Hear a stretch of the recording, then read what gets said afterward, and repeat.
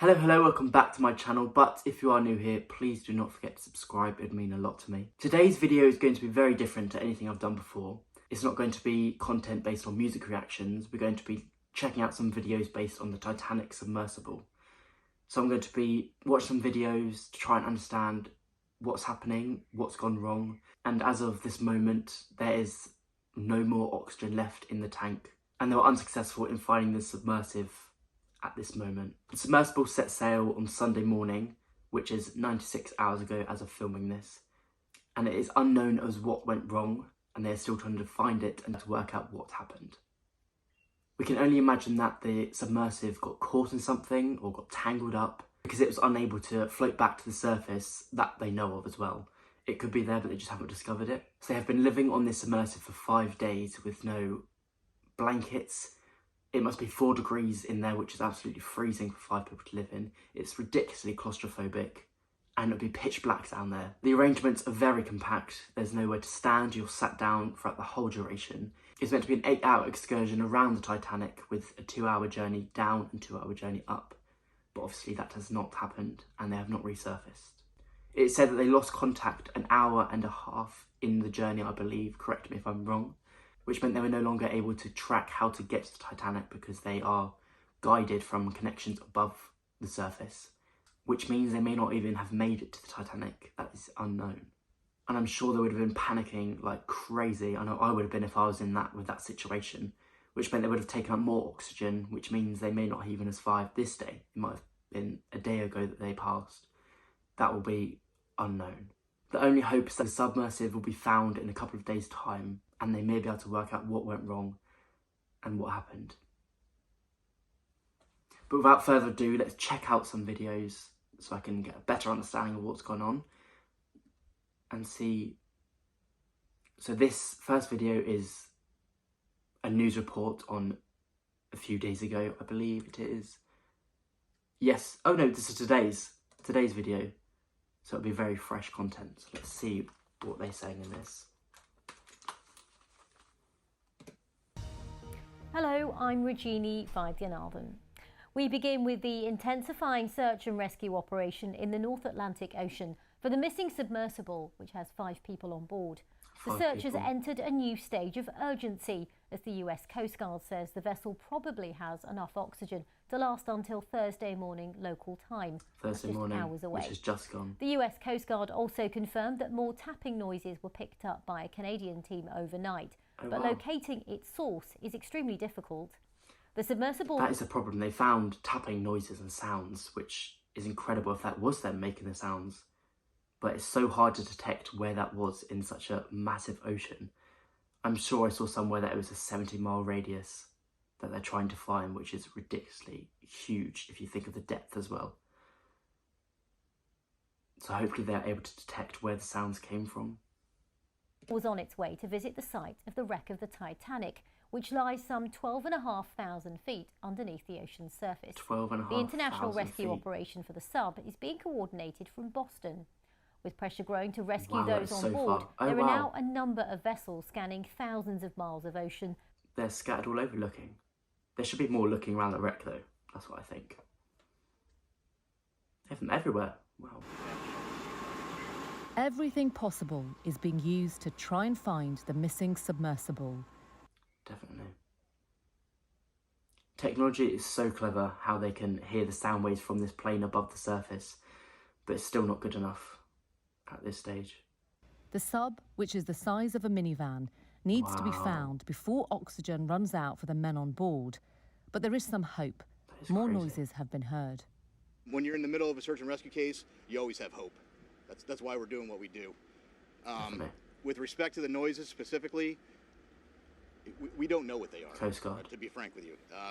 The good news is, what I can tell you is we're searching in the area. It could be anything. That's the thing. These sounds could be leading them astray, completely off track. But they've got to discover it. So the rescue operation has been dropping sonobuoys in the water. Okay. They either use passive detection, that's listening for sounds produced by propellers and machinery, which could also include the crew making noise, or what's called active detection, by bouncing a sonar ping off the surface of the vessel and listening for a returning echo. Oh my gosh, that is so good. It's a shame they didn't have this days ago. That's the only thing. It takes so long to get out there to where the wreck is. Sure, it took, what was it? 400 miles away. 2 days journey. He has a real sense of It's too adventure. far out. He has a real sense of exploration. In fact, he has a passion for exploration. Also on board is a French veteran diver, Paul-Henri Nargeolet, and Stockton Rush, the head of the firm behind the expedition to the bottom of the sea. I can't believe he's down there as well. More vessels and more equipment is arriving here to be sent all the way out to sea to assist with the international operation. Officials here still consider this a search and Like I rescue said then, mission. he was a CEO. So a lot of this is his ideas, which is quite a scary thought, knowing that he's down there with all of them. Who knows what might have happened. The head of the company that owns the Polar Prince, which launched the submersible over the weekend, has spoken for the first time since it went missing. We are very aware of the time sensitivity around this mission. Our crews and onshore team are experts in their fields and will continue to support this effort in every way we can. We remain focused on contributing to the search for the Titan crew and continue to hold out hope that they will be located and brought home safely. Definitely. But at this stage, from what we know, it's not going to happen. It's They like might trying to this find a missing spaceship on the far side of the moon. Even if the sub But is found in There time, may not be life in there. rescuers then have to somehow get the men out. Precisely. They would then have to pick it up, which would take at least 2-3 hours to get the submarine up. And they just don't have that time. Fanning, he's been on board the Titan submersible twice before and knows some of the passengers. You drift down over a 3-4 hour period to the seabed. On the seabed, you release some waste, you get just a little bit of buoyancy. Then you have 2 little thrusters which then enable you to go to the ship and around the ship, etc. And then finally, to return, you drop the rest of the weights and then you return under your own steam. That's why it's a very simple vessel. Weights. There are no big engines, big computers, etc. It was kept simple so that actually, ironically, there'd be less problems. In terms of Paul Nargeolet and Stockton, Wow. Paul himself said about 40 dies to the That makes sense, but it just hasn't worked out this time. to conserve oxygen. Straight away, they'll realise it. If they were caught up in Definitely. something, they know it, they'll realise it. They'll also know the time frame it would take for any rescue to happen. And I think they would do everything just to keep themselves calm, breathe very shallowly. You'd like to hope they would. Must have been horrible in there. Absolutely horrible. A lot longer than people think. Our news correspondent Jessica Parker's in Boston from where There may still be hope then. Who knows? she gave me this update.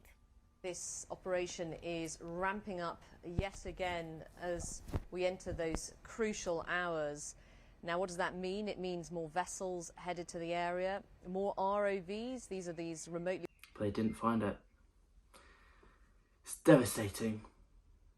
and search for any potential signs of the vessel. Then you've got those sonar buoys that have been dropped onto the ocean surface, listening deep underneath as well, and a lot of 5 people. Wow.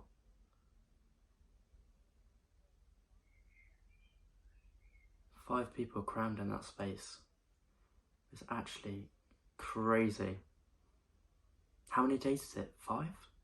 in the US Navy, but it has become a focus for the search, and what they've said is that as more drones arrive to search the water, they will continue to look in that area where the sound's been heard, and also That tiny little window they can look out of, even though it'll be pitch black.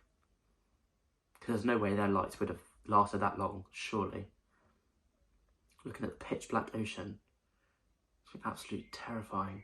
is, yes, they are still searching for the vessel, but they're trying to get equipment to the site as well that could potentially help rescue it if it was discovered. There's this French, very sophisticated French robot called the Victor 6000 that can go extremely deep. It has arms that could potentially free the vessel if it had become trapped in debris, for example. Interesting. So they needed this on day one. This is what they needed. Winching equipment that doesn't seem to yet be at the site that could haul the vessel up if they could locate it. But there are, as you can tell, a lot of ifs in all of that. And That's the Jess, thing. of course, we If. keep talking about this, but there are now only hours left of the oxygen. And now, as of this moment, there is none left. Sure that the oxygen could run out or start to run out. Okay. These submersibles are one-off. There's no spare, there's no previous version, there's one of it. And things go wrong all the time. Out of every week excursion, they have 5 attempts to reach the Titanic, including the week that I was out there. And usually they make it down only once, maybe twice, sometimes not at all. Let's have a look at the next video. So this is going to show what it's like to be in the submersive tank, and we'll be able to see what it looks like if they were to be in it, living in it, and how it's controlled, how it works. So let's see. I think this was last year's dive, which had many problems, apparently. To view firsthand the eerie remains of the Titanic. It promised to be quite a journey. It's such a crazy concept. The fact people are paying $250,000 for a ticket to go down to the bottom of the ocean. And in the contract it says, I'm sure, that it's not guaranteed. Seen the Titanic since that night have been scientists, until now. It's a very unusual business. It's its own category. Here we go. It's a new this is the man that's in there. of travel. Stockton Rush is the CEO of OceanGate, a company that offers dives to the... It's just so freaky. That's what they're like. They're not going to see anything. There'll be nothing around them if they can see if there is any source of light, which they won't from outside, whether they have it on the tank. We have clients that are Titanic enthusiasts, which we refer to as Titaniacs. We have people who have mortgaged their home to come and do the trip. And we have people who don't think twice about a trip of this cost. We had one gentleman who had won the lottery. And this summer, Rush invited us to come along. I wonder how many trips they've done to the Titanic. So if you know that, or if you have any way to find out, please do let me know in the comments below. That'd be very interesting to see how many they've done and how many they've attempted, how many went well. Into the North Atlantic, we got to know our fellow adventurers. They included everyone from Indian industry mogul Shrenik Baldota. Yeah, they call me a wild monk. The wild monk? Yeah, because I look like a monk. I'm very calm, but I have these extreme interests. To bank executive Renata Rojas.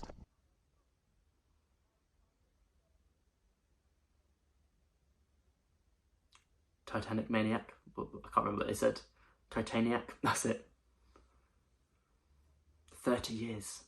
Wow. She's passionate. Wow. Look how small that is. By a dome of titanium.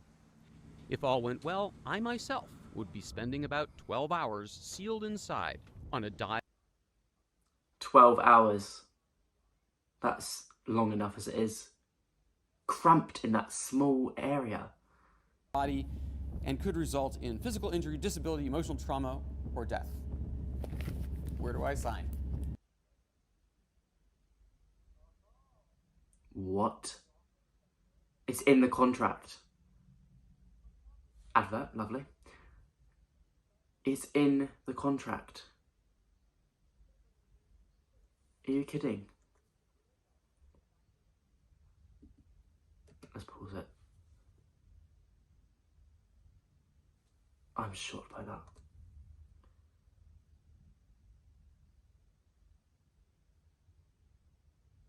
I'm lost for words. They were aware that they could die, but they still gone on it. That proves that it's unsafe. This is crazy. Let's continue. Wow. Inside, the sub has about as much room as a minivan. Oh so my this goodness. is not your grandfather's submersible. We only have one button, that's it. It should be like an elevator. Are you kidding me? It shouldn't take a lot of skill. 5 people cramped in there. Is the only 5-person sub in the Absolutely world not. that can reach Titanic depths, 2.4 miles below the sea. 2.4 miles. It's also the only one with a toilet. Deep. Sort of. That's the toilet they've got. What in the hell? I got these from Camper World. That toilet? Are you kidding me? Did he just say camping? He got these items from camping. Camping World, what is that? We run the whole thing with this game controller. Come on! You're having a laugh. There's absolutely no way. That little game controller moves this submersive machine tank. There's no way I'd get in there. Absolutely not. Certain things that you want to Put together like car boot items, pressure isn't it? vessel is not MacGyvered at all, because that's where we work with Boeing and NASA and the University of Washington. Everything else can fail. Your thrusters can go, your lights can go, you're still going to be safe. But Really? when expedition manager Doesn't sound Kyle like it. Bingham studied the forecast for our Titanic dive, he concluded that the waves would be too big to launch the sub. We're looking at 6 feet. Interesting. And then it bumps up a little. I heard that it's the worst weather within 40 years. The worst weather. 80 miles away. Apparently there's a lot of sheer cliffs underwater to see, shark breeding ground. They say it's really cool. I didn't think about that. Sharks swimming by. That could have been a possibility. They could have been knocked around by a shark. Who knows? And then it might have caused water to get in. Who knows? Your heart would be absolutely going. For the next phase, which is the sinking.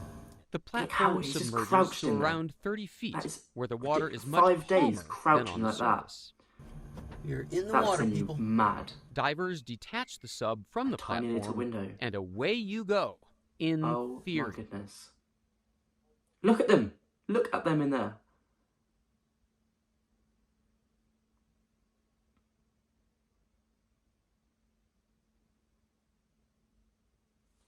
Wow. This is absolutely crazy. Let's just see what happens next, but we might end it there. Our dive in the Ocean Gate submersible had made it down only 37 feet when this happened. So apparently those floats Wait a there minute. came off the platform and that wasn't supposed to happen. So See, something's going wrong. Every time they seem to have done this, something's gone wrong. I saw something else that said 23 years ago, this team went down there and they got caught in the propeller for an hour. They thought they were going to die. Because the current just takes you out. You have no control. It's such an unsafe territory. Today, you're at the mercy of the course. weather. Renata Rojas speaks from painful Wow. experience. Well, this is truly something else. It's devastating. It really is that this has happened. This is going to be looked into for a very long time, and I wonder if they'll cancel doing these trips. They should do 100% until it's approved, and even then, I don't think it should be allowed. It's not safe whatsoever. The poor families that have been there for 5 days, hoping that something will be found, and there's nothing. Wow.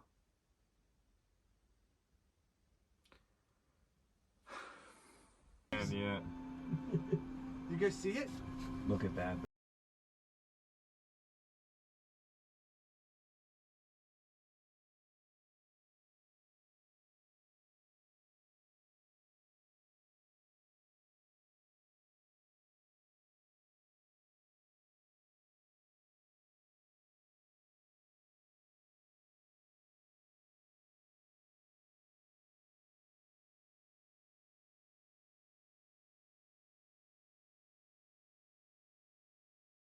Distress signals.